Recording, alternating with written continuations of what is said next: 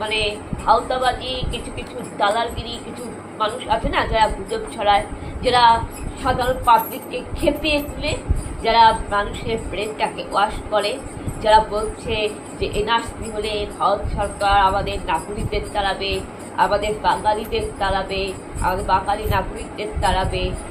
এই সমস্ত গুজবে আপনারা পা দেবেন না, এই সমস্ত ট্র্যাপে আপনারা পা দেবেন না, কেননা সম্পূর্ণ মিথ্যা কথা। যারা বলছে, গুজব ছড়াচ্ছে, মিথ্যা মিথ্যা কথা বলছে যে এনআরসি হলে ভারত সরকার আমাদের বাঙালি নাগরিকদের তাড়াবে, এটা সম্পূর্ণ মিথ্যে কথা, সম্পূর্ণ ভুয়ো কথা। কারণ এনআরসি হলে ভারত সরকার আমাদের তাড়াবে না। ভারত সরকার কেন তাড়াবে? শুধু শুধু ভারত সরকারের নামে মিথ্যা বদনাম দেওয়াটা দয়া করে আপনারা বন্ধ করুন। শুধু শুধু ভারত সরকারের নামে, শুধু শুধু প্রধানমন্ত্রীর নামে মিথ্যা অপবাদ দেওয়াটা আপনারা প্লিজ দয়া করে বন্ধ করুন। কেননা ভারত সরকার কোনোভাবেই আমাদের দেশের নাগরিকদের তাড়াবে না, এবং কেননা এটা সংবিধানে লেখা আছে। কারণ তারা এমনি এমনি প্রধানমন্ত্রী হয়নি, এমনি এমনি তারা ভারতের সিংহাসনে বসেননি। তার জন্য তাদেরকে সংবিধান করতে হয়েছে, রাষ্ট্রবিজ্ঞান করতে হয়েছে, দেশের আইন করতে হয়েছে। যে আইনেই লেখা আছে যে ভারত সরকার কোনোভাবেই দেশের নাগরিকদের দেশ থেকে তাড়াতে পারে না। আবার উভয় একইভাবে লেখা আছে বিদেশিদের দেশ থেকে তাড়িয়ে দেওয়ার অধিকার রয়েছে।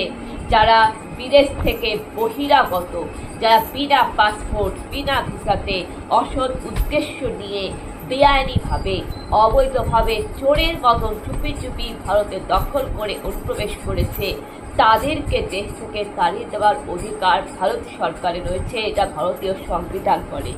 আর ভারতীয় সংবিধান মেনে চলা নাগরিকের মৌলিক কর্তব্য। তাই দয়া করে ভারত সরকারের নামে মিথ্যা বদনাম দেওয়া বন্ধ করুন। আপনি যদি দেশের নাগরিক হয়ে থাকেন তাহলে আপনি ভারতের 11টা মৌলিক কর্তব্য পালন করুন। রাষ্ট্রের কাজে রাষ্ট্রকে সহযোগিতা করুন। এনআরসি করতে ভারত সরকারকে সহযোগিতা করুন। আপনি যদি দেশের মায়ের প্রতি আপনার যদি একটু ভালো থাকে, ভালোবাসা থাকে, দেশের মায়ের প্রতি যদি আপনার এক বিন্দু মাত্র যদি সম্মান বোধ থাকে, তাহলে আপনি দেশের স্বার্থে আপনার ভারত মায়ের জন্য, ভারত মায়ের সম্মানের জন্য আপনি ভারতকে সহযোগিতা করুন। আর সংবিধান মেনে চলুন, সংবিধান মেনে চলুন। আর এটা বোঝার চেষ্টা করুন যে সংবিধানে এনআরসির কথা বলা আছে। আর সংবিধানে এনআরসির কথা বলা আছে এই কারণে যাতে আমরা যারা দেশের নাগরিক, আমরা দেশে থাকবো, আমরা দেশের নাগরিকত্ব লাভ করব, আমরা দেশকে ভোট দেব যারা আমরা সবাই দেশের নাগরিক রয়েছি। কিন্তু যারা দেশের নাগরিক না, যারা বেআইনিভাবে বাংলাদেশ থেকে, পাকিস্তান থেকে বেআইনিভাবে চোরের মতন চুপি চুপি অবৈধভাবে অনুপ্রবেশ করছে অসৎ উদ্দেশ্য নিয়ে, তারা যাতে দেশ থেকে চলে যায় এর জন্য আপনারা প্রার্থনা করুন, ভারত সরকারকে সহযোগিতা করুন। অনুপ্রবেশের হাত থেকে ভারতকে মুক্ত করুন, যাতে কেউ অসৎ উদ্দেশ্য নিয়ে আমাদের ভারতে ঢুকতে না পারে। আপনি যদি দেশের নাগরিক হয়ে থাকেন, দেশের 11টা মৌলিক কর্তব্য পালন করুন, দেশের সংবিধান মেনে চলুন। এটা আপনাকে বুঝতে হবে, আপনাকে বুঝতে হবে। আর আপনি এই জায়গাটা পড়ুন, সিটিজেনশিপের সম্পর্কে পড়ুন। আপনি ক্লাস 11-এর পলিটিক্যাল সায়েন্স বইটা পড়ুন। এখন পড়বেন না কিন্তু, মানে এই 2020 সালের পরে যে নতুন সিলেবাস এসেছে এটা কিন্তু পড়বেন না। তার কারণ সিলেবাস কিন্তু চেঞ্জ হয়। আমরা রাষ্ট্রবিজ্ঞান বই যে পড়েছি, আমরা 2014 সাল থেকে 2016 সালে রাষ্ট্রবিজ্ঞান বই পড়েছি। 2014 থেকে 16 ক্লাস 11-12, 2014 থেকে 2015-তে ছিলাম ক্লাস 11, 2015 থেকে 2016-তে এইচএস পাস করেছিলাম ক্লাস 12।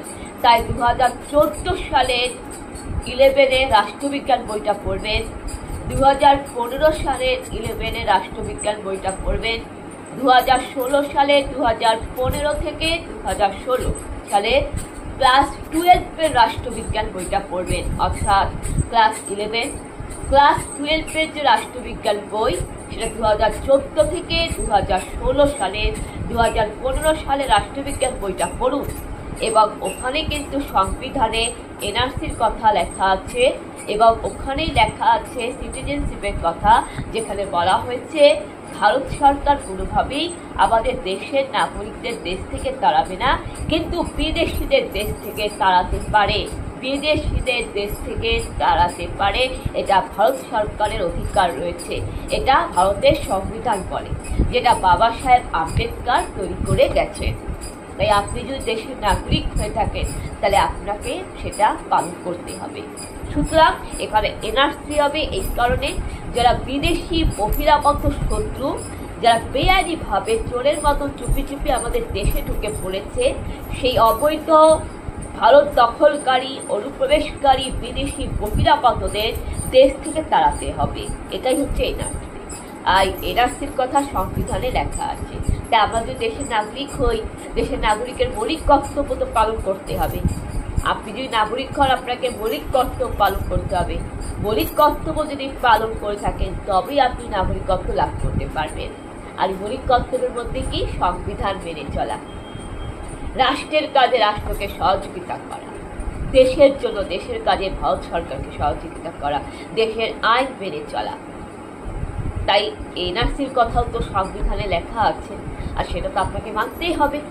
আর এখানে এটা বলা আছে যে ভারত সরকার চাইলে বিদেশিদের তাড়াতে পারে, এটা লেখা আছে। কোনো বিদেশি যদি অনুপ্রবেশ করে, বিদেশি যদি বেআইনিভাবে ভারত দখল করার চেষ্টা করে, ভারতের সংস্কৃতিকে নষ্ট করার জন্য অসৎ উদ্দেশ্য নিয়ে যদি আমাদের দেশে ঢুকে পড়ে, অসৎ আচরণ করে, বিদেশি যদি আইন ভঙ্গ করে, নিয়ম শৃঙ্খলা ভঙ্গ করে এবং আইনের বিরুদ্ধে যদি কাজ করে, অসৎ কাজ করে, তাদের দেশ থেকে তাড়িয়ে দেওয়ার অধিকার ভারত সরকারের রয়েছে।